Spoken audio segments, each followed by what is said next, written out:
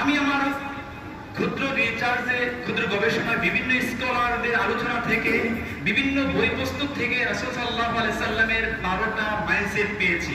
কয়টা? কথা বলেন কয়টা? এই 12টা মাইন্ডসেট আমি উল্লেখ করে মূল আলোচনায় চলে যাচ্ছি। এক নম্বর হচ্ছে God centric mindset. Number 2 vision oriented, wisdom driven, reform centric, open minded, entrepreneurial mindset, connectivity, তারপর হচ্ছে appreciate, flexible, entrepreneurial, optimistic, resilient. এই 12টা মাইন্ডসেট নিয়ে আমি আপনাদের সামনে উল্লেখ করার চেষ্টা করছি। আল্লাহ পাক যেন আমাকে আমলের নিয়তে বলার, আমরা যারা শুনবো প্রত্যেকে যেন আমলের নিয়তে শুনতে পারে সেই তৌফিক যেন দান করুন আমরা পড়ে আমিন।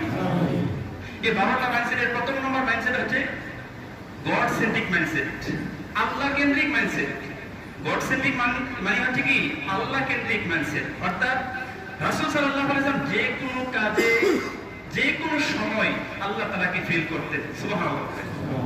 রাসূল সাল্লাল্লাহু আলাইহি সাল্লাম গড সেন্ট্রিক মাইন্ডসেটটা ছিল এরকম, তিনি যে কোনো কাজে আল্লাহ তাআলাকে ফিল করতেন।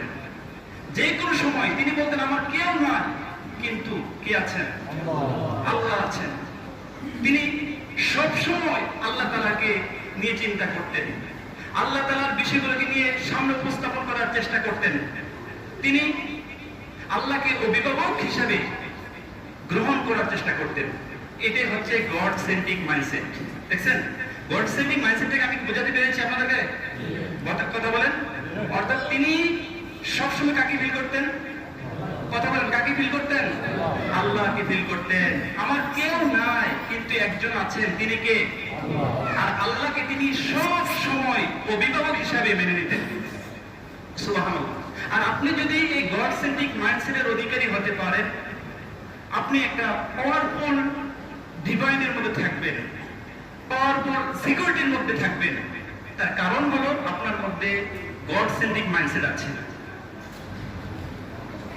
শক্তিশালী গোটা বিশ্বের একজন শক্তিধর প্রভুর সাথে আপনার কানেক্টিভিটি আছে, সম্পর্ক আছে, থাকার কারণে পৃথিবীতে তুফান, ঝড়, ঝঞ্ঝা আপনাকে স্পর্শ করতে পারবে না। তার কারণ হলো পাওয়ারফুল গডের সাথে আপনার কানেক্টিভিটি আছে, থাকার কারণে আপনাকে কেউ কোনো ক্ষতি করতে পারবে না। তো আসুন আমরা একটু সিরাতে ঢোকার চেষ্টা করি। সিরাতের মধ্যে এসেছে রাসূল সাল্লাল্লাহু আলাইহি সাল্লাম যুদ্ধ থেকে রওনা দিয়েছেন, সবাই ক্লান্ত পরিশ্রান্ত,